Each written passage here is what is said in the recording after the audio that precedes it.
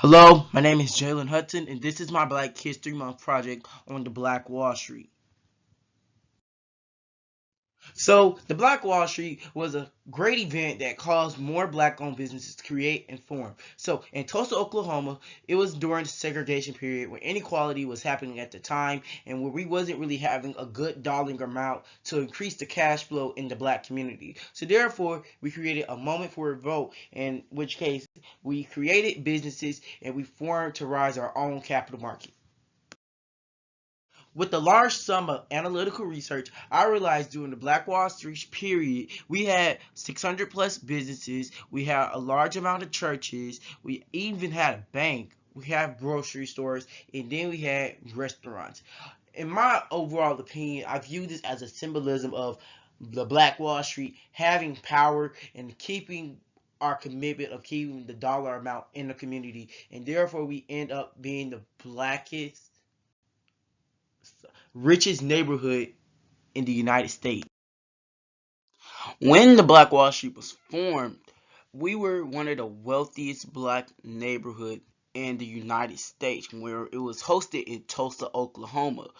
When it came to the end, this religious group called the Ku Klux Klan, it was basically like a riot squad. It was disagree with us owning black businesses. So therefore, they burned everything down to the ground due to a false claim of black sexually assaulting a teenager. And in the end, there was 300 black people who were killed that day. And lately, we all half of the population were just homeless. We really never had anything where to go or where to eat. As we all know, good triumphs and events must come to an end, and therefore the fall of the Black Street occurred, and it was a tragic moment. What I mean by the riot squad, the Ku Klux Klan, they came in and burned everything down to the ground. I mean, it wasn't even a speck of black-owned businesses for the corner of your eye. So therefore, a fall came, and it was a really hard to build momentum back up from the tragic days to actually rise and expand black owned businesses. Due to a large sum of research, I do realize keeping the cash flow inside of a neighborhood, specifically the Black Wall Street, was the key. And that what made us a wealthy neighborhood because we kept it within us. We didn't sell it or buy it somewhere else where we can just lose income. And that what we need to move on. And what we need to move on to regain in the future for the Black Wall Street is to rebuild and reclaim what was ours from the start. With my source Spendify, I can track almost every black owned business in Atlanta, from the industries from shopping and groceries, restaurants, fashion, and beauty. In today's era, we have now black owned businesses hosted here in Atlanta, Georgia. And according to Spendify, there are at least 530 black owned businesses in the fields of agriculture all the way up to sports and fitness. There are a bunch of industries where there are black owned businesses such as Cammy Cakes and Citizens Trust Bank. Those are a few personal favorite black owned businesses that I love to portray into.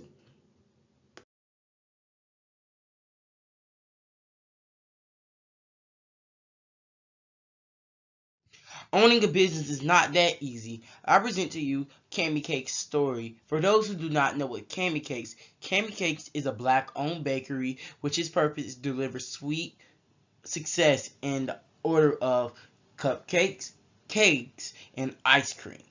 In 2009, Cammy Cakes gained over $1.1 million in revenue and expect to generate $2 million in the next following year. Due to the struggles Angela Hall had, she had struggles on owning the business. So therefore, she had to piggyback on her past and still learn. And she's still learning today in her mid 40s. While doing this project, I did realize a pattern.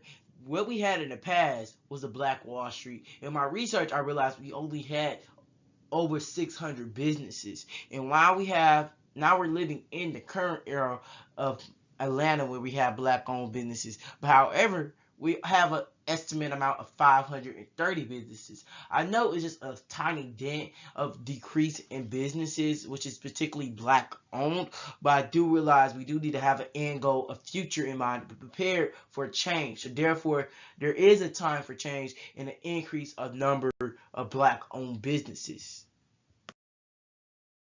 So the end goal in mind that I had for continuing the legacy of Black Wall Street or black owned businesses in general are basically preparing the younger generation to actually be prepared to increase rates of black owned businesses. So basically in the slide I mentioned about Spendify, I said it was around 530 owned businesses. I envision that that number will be rising to at least 1,000 owned businesses because I want us to have control and basically have the black economy keep the dollar in the community, so therefore we become a rich neighborhood once back when we was in the Black Wall Street period. Now hear me out, let's talk money. In the current era we have made at least $187.6 billion as a whole for black Atlanta owned businesses. That's a great amount. However, if you realize in the Black Wall Street period, they had over 600 businesses and they at least made $1 trillion according to my research. But imagine if we had much more businesses, big or small. If we had at least an increase of 800 or more businesses, our industries will rise all across Atlanta, Georgia. Tell you all about it when I see you again. When I see you again. Damn, who knew? All the planes we flew, good things we've been through. I believe in innovation occurring right now in the era of change where every black owned business is prepared for sudden events that do occur around in their area or environment. So therefore, with owning our solutions I'm about to implement to you, that having young teenagers own businesses will be a great idea to form. So I present to you one of our innovative solutions, and we decided to have Idea Bin. Idea Bin is basically a program for young black teenagers, which we highly recommend to join to actually form and create business. We want them to collaborate with more people in their community, come up with needs that we can fill in our environment. Therefore, it will increase black owned businesses as we wish for. Not only we want to prepare young black teenagers to be prepared to own their own business, we want to already train black owned businesses we have today in Atlanta to be over the top and big black owned businesses. So therefore I call it BIP, Businesses in Progress. We help small startup businesses and we provide them with offers such as business management, marketing, and financial services. So we'll tell them how to produce business plans, project on how we should manage their human resource departments, and how we will get the word out to the public that this black owned business, for example, Cami Cakes, we're selling cupcakes and cakes. We want to offer them services to help them get the word out about their delicious and sweet treats. So therefore, with this program, they'll not only prepare young black teenagers to form business, but prepare them to set up and start up when they do create their businesses. So basically, our solution is the two-step process, which is Idea Bin and BIP. And with implementing this innovative solution such as Idea Bin and BIP, we do hope to have end goals and hopefully success. So in the end, we hope to have a more increase in black Atlanta businesses, big and small. And we also hope to have young teenagers in our community be prepared for the current era of change just through our industry, so they know we know what to do, we are prepared, and we already have our business. So therefore, we are already in the level where we need to be at. And lastly, we will hope to gain international skills to be not only prepared with black owned businesses, but businesses that surround us besides black owned.